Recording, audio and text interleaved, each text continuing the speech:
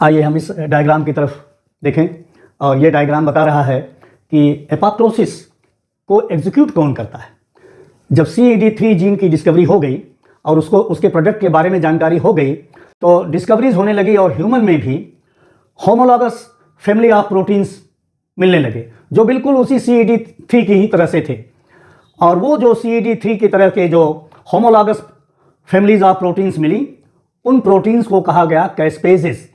उन कैस्पेजेस को प्रोटीएजेस भी कहते हैं और ये प्रोटीएजेस स्पेशल ग्रुप ऑफ कैस्पेजेस हैं जिनके कैटालिटिक डोमेन में या कैटालिटिक साइट में सिस्टीन रेसिड्यूज पाए जाते हैं। सिस्टीन एमिनो एसिड के रेसिड्यूज पाए जाएंगे और वो एक्टिव साइट पर रहेंगे और अपना वो कैस्पेज जो है प्रोटियोलिटिक फंक्शन करेगा। ये जो हैं कैस्पेजेस ये क्लीव करते हैं और क्लीव कहाँ करेंगे? अपने सबस्ट्रेट प्रोटीन के एस्पार्टिक एसिड रेसिड्यू के बाद में ये अपना क्लीवेज फंक्शन परफॉर्म करते हैं। जो कैस्पेजेस हैं इनके कुछ टारगेट्स हैं। मोर देन ए डजन कैस्पेजेस जो हैं नोन हैं और इन कैस्पेजेस के अपने टारगेट्स हैं। इनके टारगेट्स में a dozen of protein kinases हैं, बहुत सारे प्रोटीन काइनेजेस जो कि एक डजन से अधिक हैं। और आप जानते हैं कि प्रोटीन काइनेज का फंक्शन होता है addition of phosphate group, protein को एक्टिवेट करना।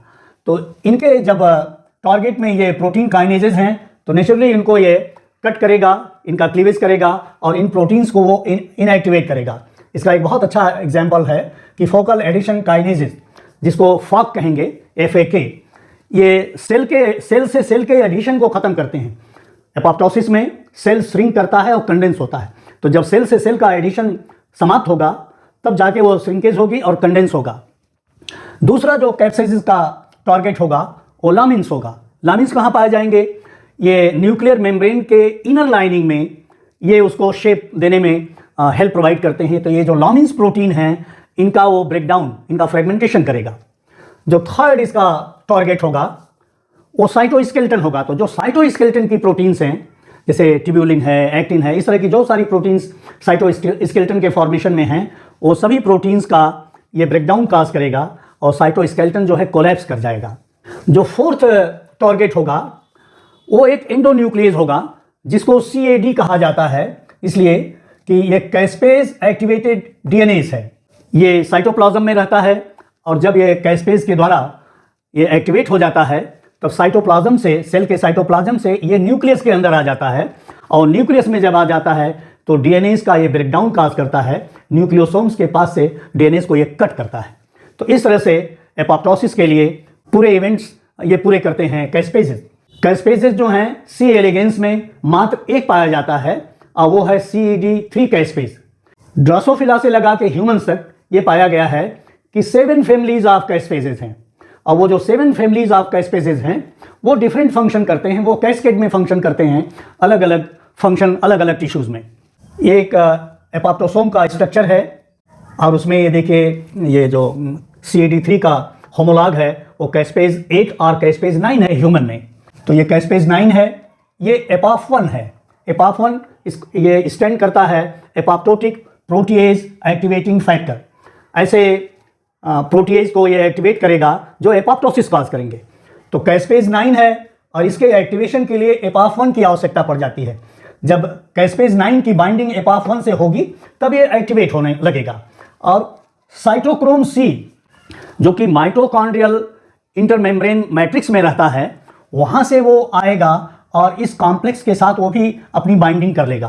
तो ये सब मिलकर कैस्पेज 9 या कैस्पेज कोई है, कैस्पेज, एपोप1 और साइटोक्रोम C, ये सब मिलके एक मल्टी सब यूनिट कॉम्प्लेक्स बनाते हैं और वो कैस्पेजेस के फंक्शन को आगे डाउन स्ट्रीम सिग्नलिंग को प्रोसीड करता है एपोप्टोसिस के लिए। कैस्पेजेस 2 तरह के होंगे, एक इनिशिएटर होगा और एक इफेक्टर होगा। एक इनिशिएट करेगा और एक इफेक्ट प्रोड्यूस करेगा। तो कैस्पेज 9 जो है वो इनिशिएटर कैस्पेज है और वो एपोप1 के बाइंडिंग से एक्टिवेट हो जाएगा। जब वो एक्टिवेट हो जाएगा तो प्रो कैस्पेज 3 इसको वो ये इनएक्टिव फॉर्म में रहेगा तो उसको वो एक्टिव फॉर्म में लाएगा। ये देखिए ये इसको सिंबलाइज किया जा रहा है कि ये एक्टिवेट हो गया। अब ये जब एक्टिवेट हो जाएगा तब ये इफेक्टर कैस्केज का फंक्शन करेगा और इफेक्टर कैस्केज के फंक्शन में ये क्लीवेज करेगा न्यूक्लियर लामिन्स का, साइटोस्केलेटन प्रोटीन्स का और डीएनएज के जो इनहिबिटर हैं, जो डीएनएज को साइटोप्लाज्म में जो प्रोटीन उसके साथ बाइंड होकर इनहिबिट कर रही है, उसको ये कैस्पेज एक्शन से प्रोटियोलिसिस काज करेगा। एक छोटा सा एग्जांपल है कि कैसे कोई कैस्केज जो कि इनएक्टिव फॉर्म में रहता है और वो कैसे एक्टिव फॉर्म में कन्वर्ट होता है। देखिए ये एक प्रोटीन जो है इसके साथ लगी हुई है, जब इस प्रोटीन की प्रोटियोलिटिक क्लीवेज हो जाएगा एक दूसरे कैस्पेज के द्वारा, एक कैस्पेज इसके इनएक्टिव कैस्पेज को एक्टिवेट करेगा। कैसे करेगा? जब इसकी प्रोटियोलिटिक क्लीवेज हो जाएगा। प्रोटियोलिटिक क्लीवेज भी है, जो रेड कलर में आप देख रहे हैं एक प्रोटीन है, जब इसको क्लीवेज करके वो हटा देगा इसे, तब ये एक्टिव कैस्केज हो जाएगा और ये अपना फंक्शन करेगा। उसी तरह से ये सारे कैस्केजेज जो हैं वो कैस्केड में फंक्शन करते हैं, एक चेन में फंक्शन करते हैं। कुछ इसमें इनिशिएटर का फंक्शन करते हैं और कुछ इसमें इफेक्टर का फंक्शन करते हैं। तो कैस्केजेज इनिशिएटर हैं और इफेक्टर हैं। तो ये एक तरह से एपोप्टोसिस प्रोग्राम को एग्जीक्यूट करते हैं।